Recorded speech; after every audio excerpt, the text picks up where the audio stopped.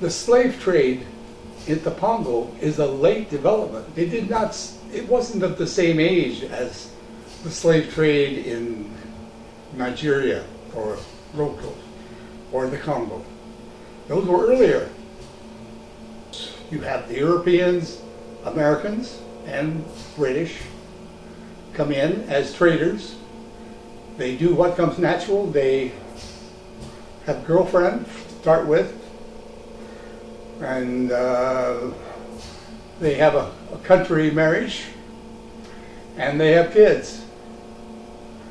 So what we had by the time the Pongo was involved was individual traders, not big companies, who came to the coast, and then they made agreements with local headmen on the coast, the village headman, and they set up an arrangement. It was called the landlord-stranger relationship. They wanted to establish a factory or a trading post. There would be a meeting, a dantika, and at that meeting they would agree on a payment, a rent. We say rent in the West, but it was really tribute as far as the Africans were concerned. And then they would agree on how much territory this European could walk around in. They didn't want him to just have free range. They made the agreement included all kinds of rules of trade, how much taxes to pay,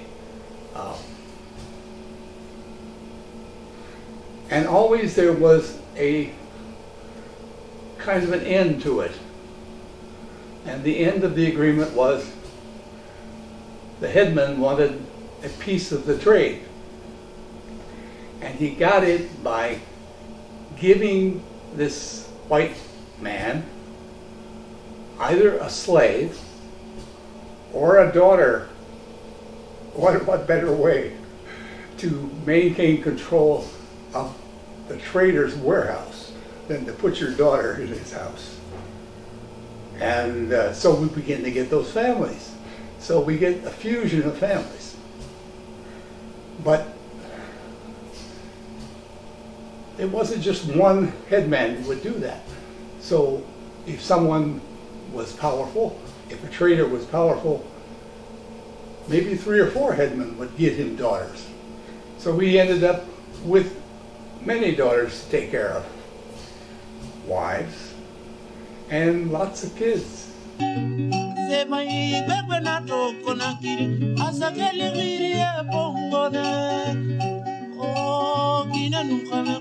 I see Styles as someone who took advantage of an opportunity in Africa. He went there, he was a captain. He continued for many years to carry slaves back and forth across the Atlantic. He wasn't interested in staying in Africa forever. I don't think so. I think he needed a partner in Africa. And in Africa there was the daughter of Gomez, Manuel Gomez, down in Bakia on the Little Pongo. And she was not married. And we all know in Africa an unmarried woman is worthless. So she needed to find some partner too. And I think these two people came together and partnered in a business. Now they had kids, they had children. You got several Pongos. Okay. You've got the area around Kising. And Dominguez is on the end of that, just on the edge. But the Kising thing, that's one piece. Then you have Bakia, and then you have the Bongong. But those are the big 3 pieces. And the history of the slave trade is played out in those 3 pieces just repeatedly. You know, they fought wars. literally fought wars with each other. Not just the headmen, but the traders.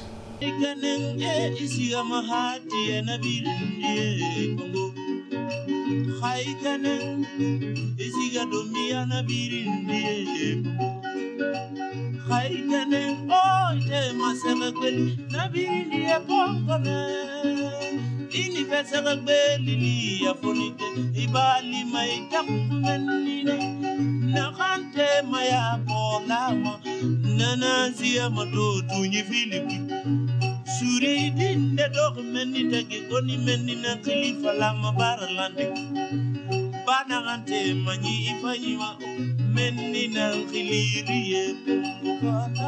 Oh day, yonder come day.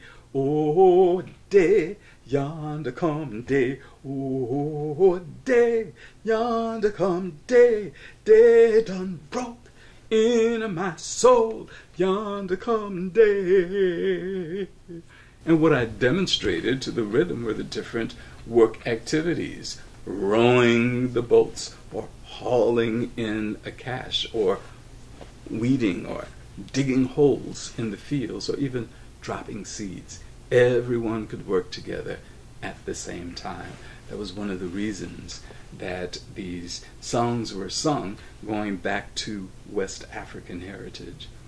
My name is Ron Daise, D-A-I-S-E. I'm a native of St. Helena Island, South Carolina, which is in Beaufort County, and I reside in Georgetown, South Carolina.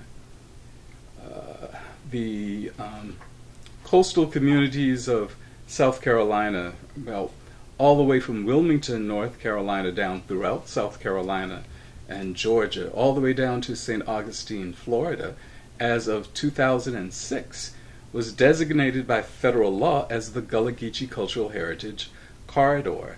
I am Gullah Geechee, and Gullah Geechee people are descendants of primarily West Africans who were brought to this country for the production of the cash crops of cotton, indigo, and rice. There are also other cash crops, tobacco, but in this community of Georgetown, rice became king during the 1700s because of the skills and knowledge of West Africans from the Rice Coast countries. There were about 45,000 acres of rice fields, and in the 1700s, half of this country's rice was produced right here. I work at Brook Green Gardens, located in Murrells Inlet, which is about halfway between the city of Georgetown and Myrtle Beach. And Brook Green Gardens was established on 4 abandoned rice plantations. It was bought in they were bought in 1931. So on the grounds of Brook Green Gardens, the heritage of Gullah Geechee and enslaved Africans is there on the grounds, and that's very important to me working there. Lots of times in different communities along the Gullah Geechee Cultural Heritage Corridor, places that formerly were plantations. When you are there, you begin to feel a sense of being dispossessed, as though you should not be here. Like things went on there, but when that there's still a sense of hurt or turmoil. Gullah Geechee as a language, well, it began during the slave era, when numerous Africans were brought together for the very first time in the slave holding stations and in the slave prisons, and then afterwards on the slave ships. They came together speaking many different languages and dialects from numerous African countries, and they had to forge a way of communicating in which everyone would be able to understand what the other was saying. This involved the creolization of languages. Not only were these African peoples introduced to the languages and dialects of other Africans, but also they were introduced to the languages of their captors, the British, the Portuguese, the Scottish, the Irish, even the French. For years, in history books, it was stated that people who spoke Gullah Geechee, which was considered bad English, broken English, substandard English, that those who spoke it did so because of thick lips or big tongues or low intelligence, as a way of saying that because of African heritage they could not speak English properly. But during the 1930s, the first African American linguist in this country, Dr. Lorenzo Dow Turner, wrote a book, Africanism in the Gullah Dialect. He published a book of his research where he found from interviewing numerous people on the Sea Island communities that many of the words spoken were not English words. These were words that had their roots in West African languages, such as Kuda. Kuda comes from an African language meaning turtle. Like the word gumbo, which in one African language, I'm not sure from which language, means okra, like the plant. And in the rice fields, because the waterways were so sticky and slimy, like pluff mud, where you could sometimes sink down to your knees or sink down to your waist, Africans called that water gumbo, like the gumbo stew. In many of the rice plantations, the work system, unlike the work system for cotton, indigo, or tobacco plantations, the work systems primarily on rice plantations was the task system, T-A-S-K. And every morning, each enslaved worker, young or old, male and female, received a task, a job assignment, about 10 to 12 hours of difficult labor that should be accomplished on about an acre or some percentage of an acre of land. Under the, well, if the very old, the elderly, or the young could receive a half task, 5 to 6 hours of labor, or a quarter task, 2 to 3 hours of labor. But under the task system, once the job was completed, the enslaved workers were free to return to slave village. And it was at that time that they were able to hold on to different continuities from their African past.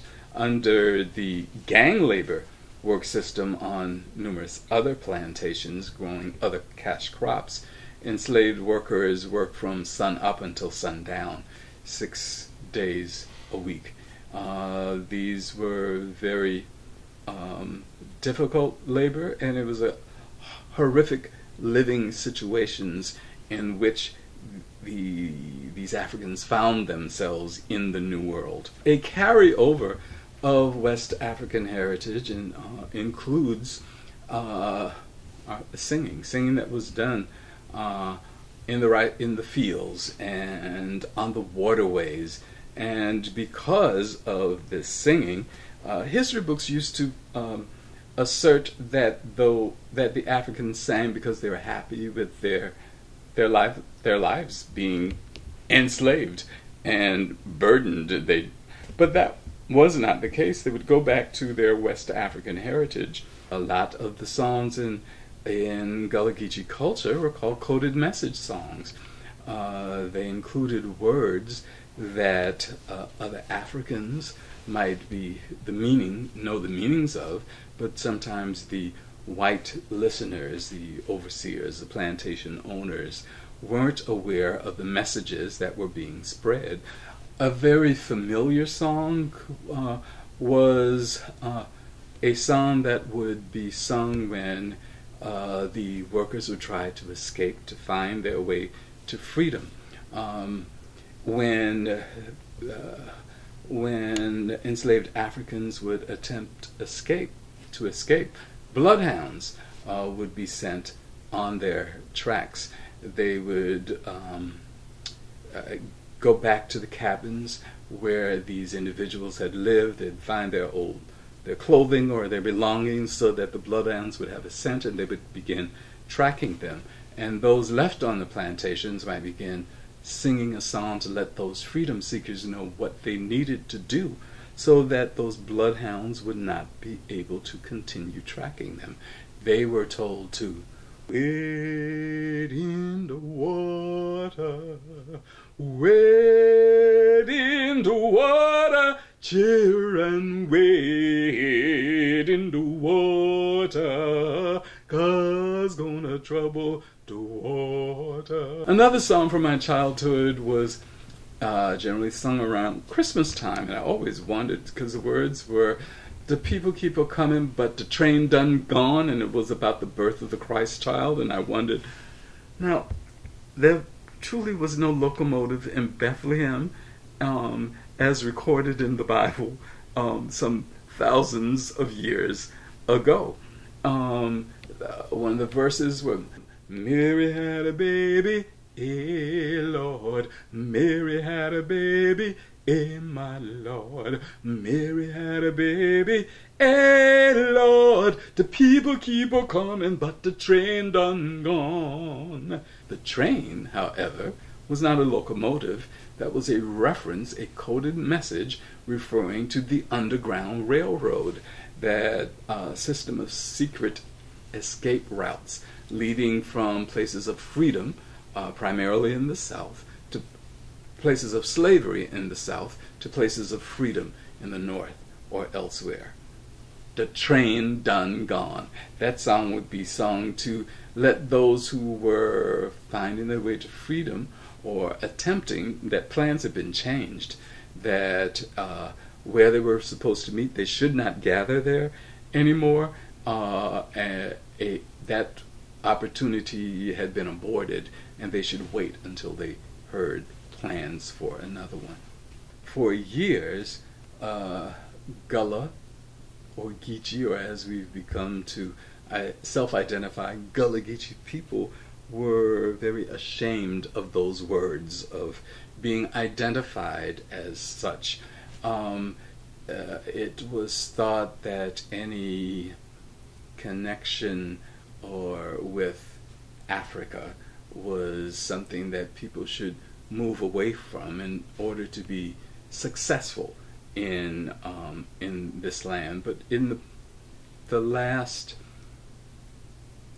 20 or 30 years, there has been a rise in understanding of what the culture is and the importance of it, the awareness that the Africans who were brought to this country for the production of rice were brought because of their extreme skills and knowledge in rice production, and that being a part of African heritage meant that the heritage of Gullah Geechee people did not begin in the institution of slavery, as something that we passed through.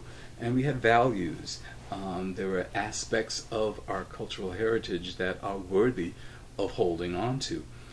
So, in order to preserve the heritage, there must be an acceptance of and a willingness to hold on to that heritage. And that is being done, as you said. There are different organizations that in which people are told the importance of holding on to their land or holding on to those values that they have. My wife and I have recently produced a product. It's called Gullah Geechee Wisdom Cards, and these are like spirit cards that in which 7 values of Gullah Geechee people are identified: respect for elders, tenacity, self-sufficiency, family and community, creativity, spirituality. Those are some of those values that we want people to be aware of. And with using those cards, people can know how those particular aspects of culture, which are the same for numerous other cultures, how they are important to people of Gullah Geechee heritage. Message to Africans from people of Gullah Geechee culture is appreciation, thank, and gratitude for the repository of values that have been passed on to us by our African ancestors, and the awareness of that there is an understanding that there needs to be a connection with our past, and also to be able to show on the other side of the ocean, in those cultures, what some of those commonalities still remain in the language, for instance, in the language, in the foodways, in the spirituality, and in some of the beliefs and customs, that they're still very much intact, and that they are more so intact among people of Gullah Geechee culture and heritage who live in those coastal communities in the southeastern United States, more so than the African Americans who live elsewhere in this country. And the DNA testing documented that my paternal lineage is from Ghana.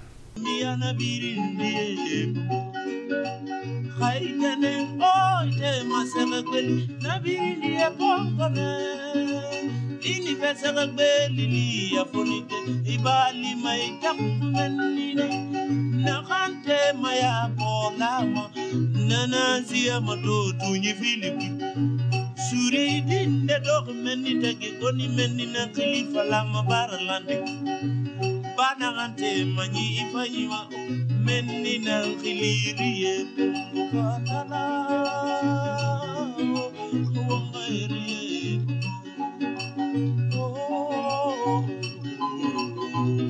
suleriye Pongo foniga wangariye Akiliza tovanyikete abirindie Pongo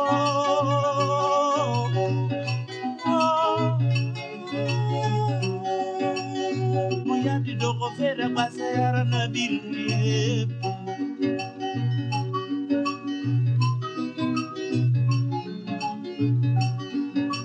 Kama tambaya doko fera basayara na birindie Pongo Aikane igiri masa masira na birindie